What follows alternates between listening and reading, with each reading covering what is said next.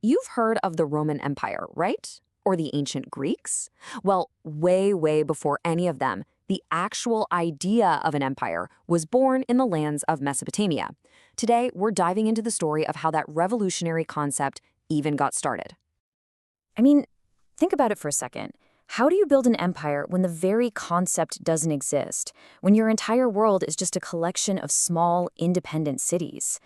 That's the incredible challenge we're going to unpack today, the story of a true political revolution. Okay, so let's set the scene. We're going back to about 2300 BCE. The world as they knew it was this patchwork of independent city-states. Everyone mostly kept to themselves. But that whole way of life was about to be completely shattered. To really get how radical this shift was, you have to understand their world. You had a city-state, which was basically just a city and the farmland right around it. That's it. But an empire? Whoa, that was a totally different animal. We're talking multiple cultures, different languages, and all kinds of people, all living under a single ruler. This wasn't just about getting bigger. This was a complete reinvention of power itself. And the guy who made this incredible leap, the one who dreamed up this whole new political structure, his name was Sargon of Akkad. He's the one who conquered the ancient land of Sumer and all of Mesopotamia, creating the world's very first empire. So, who was this Sargon guy?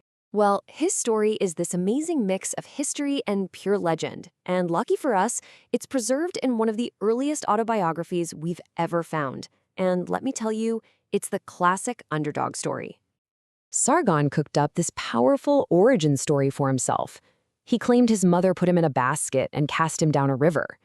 If that sounds a little familiar, it should. It's that timeless, unlikely hero narrative, and it was a brilliant piece of propaganda to make his rule seem destined.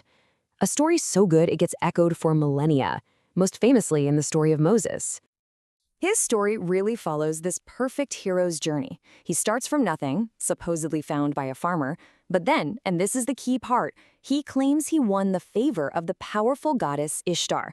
With the gods on his side, he seizes control of the kingdom of Kish, and for the grand finale, he defeats the great king Lugal-Zaghazi to conquer all of Sumer.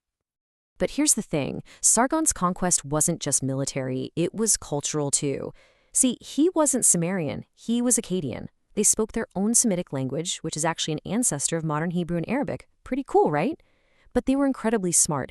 They adopted the advanced Sumerian writing cuneiform and even merged their gods with the local ones, like identifying their goddess Ishtar with the Sumerian goddess Inanna. Of course, building an empire is one thing, but holding on to it? That's a whole different ballgame. Sargon's new Akkadian empire was immediately surrounded by powerful rivals, and it was a constant reminder that this whole experiment was incredibly fragile. I mean, he was literally surrounded.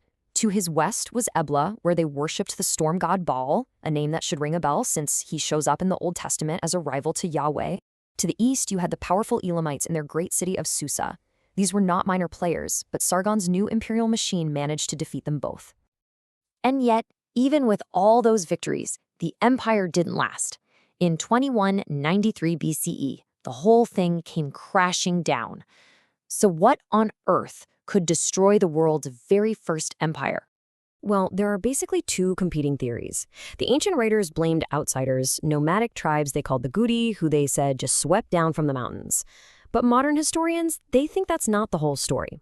They see evidence that the empire was already crumbling from the inside, famine, internal decay, which just made it an easy target for invasion. And here's the really crucial point. Sargon's physical empire might have fallen, but his idea of an empire survived. This model of centralized rule, well, it became the new blueprint for power in the region. The age of the independent city-state was pretty much over. After that collapse, those Guti tribes ruled the land for about a century. It was this weird in-between period, a kind of gap between empires, before the next great power rose up to take their place. So, after 100 years of chaos, the Sumerians made a major comeback. Around 2112 BCE, the third dynasty of Ur kicked out the Gudi and reunified the whole land. And just to make it crystal clear what they were trying to do, their rulers started using Sargon's old title, calling themselves rulers of all of Sumer and Akkad. They were building the imperial dream. But this new empire was built on more than just conquest.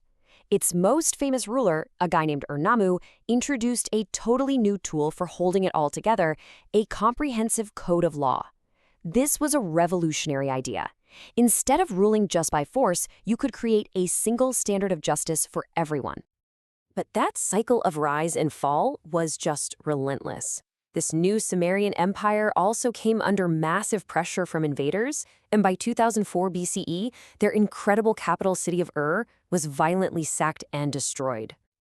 All this chaos sets the stage perfectly for the next great unifier, and this is a name you have almost definitely heard, Hammurabi of Babylon. He looked at this endless cycle of conquest and collapse and realized he needed a weapon that was way more permanent than an army. Now, Hammurabi was an absolutely brilliant military commander.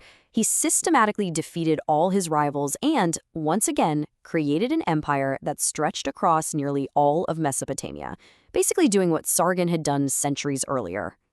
But his ultimate vision went way beyond just conquest. If you read the inscription on his famous law code, his goal was to bring about the rule of righteousness, so that the strong should not harm the weak. This wasn't just a list of rules. He was framing law as this powerful moral force for justice and stability. So, how'd he do it? Sure, he built big projects like temples and irrigation canals, but his ultimate tool, his superweapon, was the law. He created one single legal code for every single person, from the richest noble to the poorest farmer. And then he had it carved onto massive stone pillars and put them in public squares all over the empire. Suddenly, justice was visible, it was permanent, and it was for everyone to see. And this whole story leaves us with a really powerful question. We've seen the idea of an empire evolve from pure military force under Sargon to the system built on a universal code of law under Hammurabi. So, is that the ultimate tool for building something that lasts? Not just conquering people, but actually uniting them under a single shared idea of justice? Definitely something to think about.